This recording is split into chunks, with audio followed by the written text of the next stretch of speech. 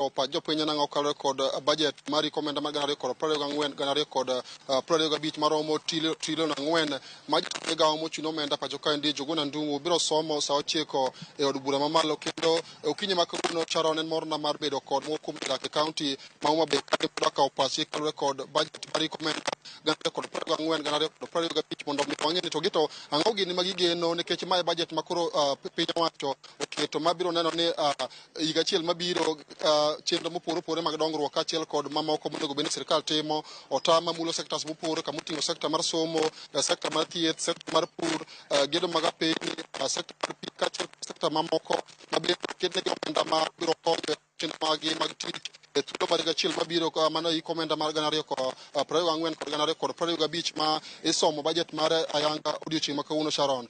Makoko ketho sa jatwak kaachiel kod mokum jopiny mondo nyiswa geno ma gin go kalore kod budget mar trilion 4 ma jatend migawo mar omenda Njuguna Ndung'u biro somo e od bura odiochieng' ma kawuono ni to ibiro chawo nyiswa ni kaka in achiel kuom jodak ma Homa Bay ka geno mari en ang'o kalore kod budget mar ikomenda 2024 2025 ma idhi som ayanga od bura odiochieng' ma kawuono kichako kod nyingi. Erokamano, an Tom Mboya, an jadak ma Homa Bay kendo amor ka odiochieng' ma kawuono isomo budget mar ikomenda mar 2024-2025. Geno mara kaka japiny en ni bende sirikal dhi dewo ni to piny pek mar ngima bende nyalo dok piny. Gima temo wacho en ni agombo ng'eyo ni to sirikal dwa keto pesa adi e weche ma gik mamiyo piny pek mar ngima osebedo. Nikech namba achiel wan kod weche mag fuel ma kopo ni bajedni ok ong'i maber to dhi miyo ngima medo bedo malo. Machielo en ni wan kaka jopiny wan kod geno ni sama bajedni dhi som weche mag pur bende oketwa gimoro mondo mi pek mar ngima ni odog piny. Machielo bende en ni weche mag somo bende sirikal omiyo migawo mar somo pesa moromo ma ginyalo ndiko godo jopuonj gine mar junior secondary education. To kawadok bende mana kar migawo mar somo achiel ni bende sirikal oketo pesa ne weche mag free lunch program ma gisebedo ka gichiwo gandi ne skunde nikech chien kacha ne wan kod luoro kana giwacho ni gidhi golo pesa no oko momiyo jonyuol obedo kod chandruok kabisa. Wach machielo kaka japiny gima dwa bedo kod geno ni to bende e weche mag thieth bende gikete pesa moromo mamiyo kwadhi osiptal to wayudo ka nitiere yath moromo e osiptendewa. To bende king'iyo kaka koro sani kidhi osiptal tiyudo ni pesa iyudo ka yedhe onge, gik moko ok otimore maber. An kaka japiny an kod geno ni e budget midhi som kawuono ni onego bed ni mago e achiel kuom gik ma sirikal ong'iyo ni gima mulo japiny ong'iyo gi wang' maber. Waduogo kata mana e weche mag apaya kata barabara wan kod nderni manokethore mang'eny kabisa e seche ma koth ne chwe maduong'. To en geno na kaka japiny ni sami dhi som bajedni sirikal oketo pesa ne migawo ni mondo mi ndernigi olosgi maber nikech ndernigi wakonyre godo e yore mopogore opogore. Kapok awe adhi ng'ama chielo wang'eyo ni counties ma pacho kaendi kaloro kod budget ma idhi somo odiochieng' ma kawuono waneno koketi bilion 400 midhi pog ne counties mopore pacho kaendi ma gichwalo go chenro mag dongruok magi kendo wang'eyo ni counties mopore kod pesa ma giyudo sirikal mamalo gin kod pesa ma gichoko ka osuru michoko e county kaendi. Kwang'iyo Homa Bay county waneno ka e budget no oket omenda maromo bilion 8.4 bineno ka pesa moketi ne sirikande ma county oromo tawi chenro mag dongruok e higa achiel mabiro ni. Anyalo wacho ni mano gie sani nikech kata chien kacha nitie manyicha nosemigi to waparo ni mano ero nyalo romo gi kata koromo ahinya but mano nyalo choro gi kamoro.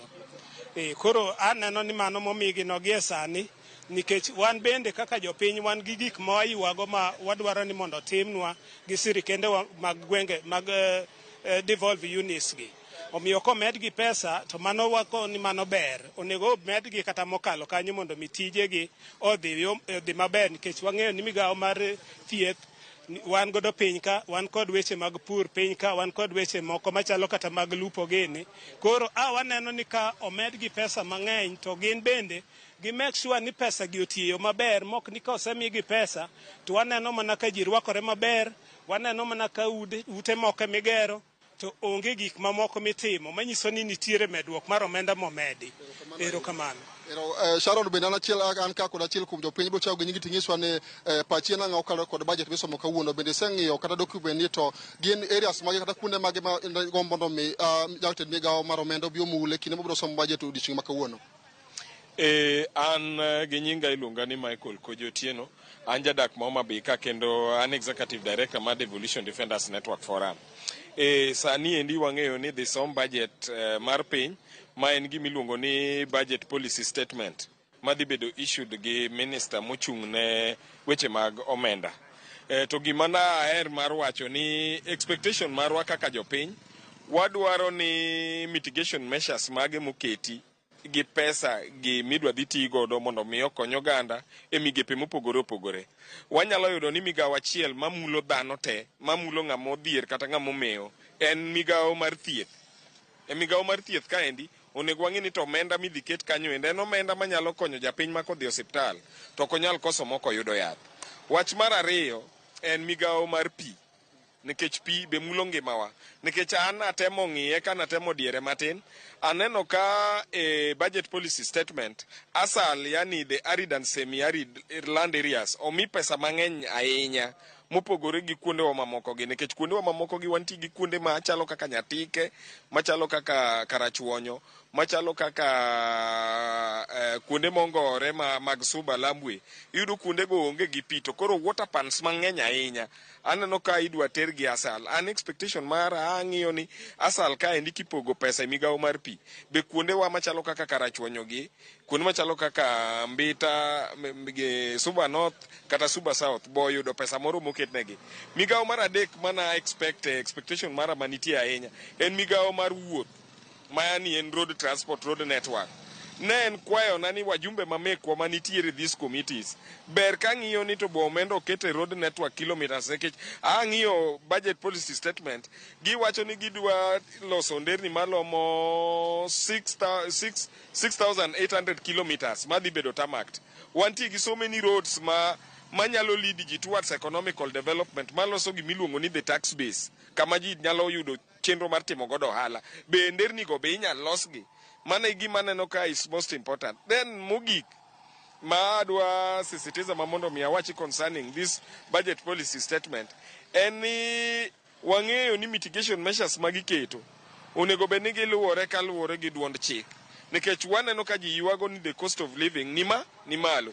To the cost of living ka ni malo, to migepe mage mamiyo the cost of living miyo ngima timre nade dhi malo, nikech wawinjo ka ji ywago ni percentage miketo malo sani ni dwa no bed increased kata maybe to 22%. To wang'e ni VAT, value added tax masani en 16%.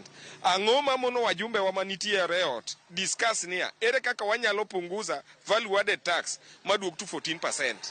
Adwa nyisi ni are ne nyuola mabed kapok awinjo ka discuss ni value added tax obed revised ka duogo backwards, but instead always obedo ga implemented kodhi upwards. Koro ne en kwayo na makende niya wang'iya nena ni to mitigation measures mage magiketo e various departments kochakore gi office of the president nyaka piny, nikech wajumbe mamekwa percentage adi maloso 16% mar VAT ponono ni kong'ad gi to nyalo duogo kata to 14%. Kapok aweyi wacho Kenya osebedo ka ywayo to wang'e achiel kuom gigo ma sirikal timo mondo mi ochop gi omenda ma kawuono dhi som maromo trilion 4 en osuru michoko kowuok kuom jopiny. To aneno ka gigeto choko 2.9 kata trilion 2.9 kowuok kuom jopiny osuru michoko. Ma bende aneno ka nyalo medo jopiny mosebedo ka ywak kod osuru kata nengo mar ngima obembogi kaluwore kod pek mar uchumi e piny Kenya gi sani.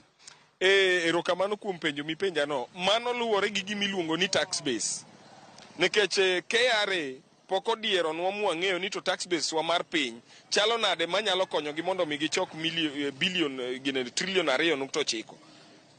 kanye ma ginyalo choke nikech ok ging'eyo nweng'o mar jopiny chalo nade nikech sani koponi wang'iyo koka serikal temo mondo mi okony gi miluongo ni micro small enterprise ne jo MSCs ya mama mboga ngo and the rest of the staff gi nikech yudo ka ng'eny joma olo machako ilni matindo tindo gi gin vijana matindo ohala ma giuso en njugu ma njugu inyalo us ni siling 5 inyalo yudo ng'ama uso sim siling 10 inyalo yudo ng'ama uso bando siling 20 30 kanye miyudo ka the economy is based kabisa so gima nyalo konyo on that en value chain ni pesa onego kete mang'eny e migawo mar ang'owa mar pur nikech koket pesa mang'eny e migawo mar pur then giketonwa subsidy fertilizers koro ka dhano nyalo nyiewo gi at a smaller price to then wadhi increase godo the value chain mondo mi okony ogandawa.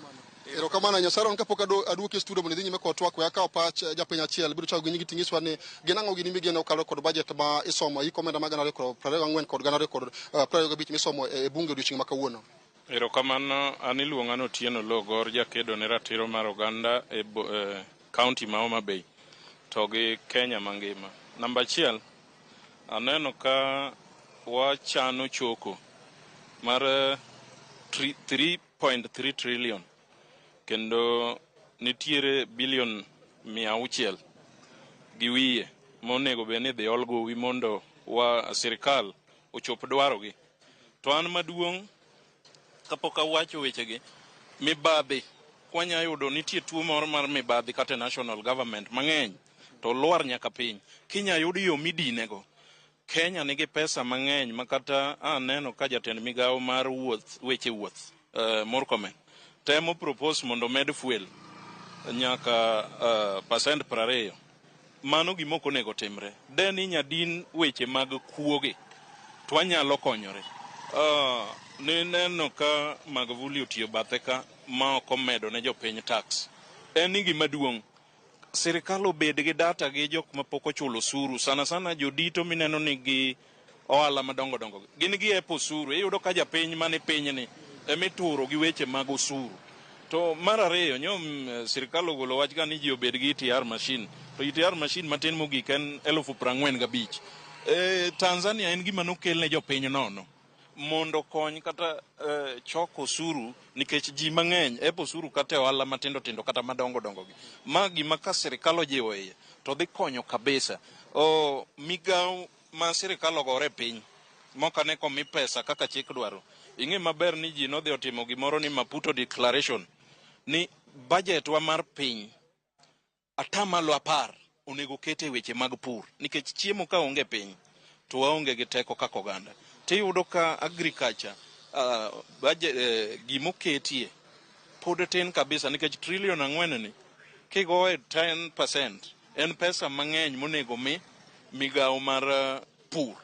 Then machielo en weche mag irrigation. Wan go luch Kemira ka ok okonywa. Wan go luch Kemira Nyatike wan gi gine weche mag irrigation Nyatike. Sirikal ok wawinjo kokete pesa malong'o mondo luch Kemira ni okonywa watigo mondo kel chiemo e boma ma Homa Bay. Machielo en weche mag security. Ing'eni security e teko mar piny onego bed ni kata king'iyo police stations like an gi shida wan gi Nyandiwa police station pok ogere permanent house tiyudo ni wajumbe nigi allocation machalo kamano to onego bed ni police sirikal sama giyawo branch mag police gi onego gi make sure ni nitiere structure maber. Wan Nyandiwa iyudo ka Hamari ni e ute kaunda sut od mabati od debe mano ing'eni keto ngima jopiny atari nikech jomaundu kaka jo Uganda siko monjo ji namgi ginya monjo ji Nyandiwa police station ma gi iny jopiny. Omiyo adwa ni pesa oket malong'o e security. Adwa ni Nyandiwa police station kata mujumbe nigi pesa odhi okaw ogere permanent house mondo wabed gi Hamari ma permanent mok kako keteno. To mogik Alia Beach pesa momiwa e counties okaneno korom. Iyudo ni Migori nigi population mapiny kendo wayombo gi pile budget to migi budget wang'ni molo Homa Bay County to jowa bende kosemi pesa gi make sure ni gitiyo nwa gi pesa maber nikech wan kaka Homa Bay financial years ariyo gi pok waneno gima long'o minyalo siem. Erokamano Alia Beach. erokamano ahinya mana network achiel kachiel kod moko kuom kaunti mamo be kande ka gin kod geno mathoth ahinya ewi budget mari komenda 224 kod 25 mag odiochieng' ma kawuono.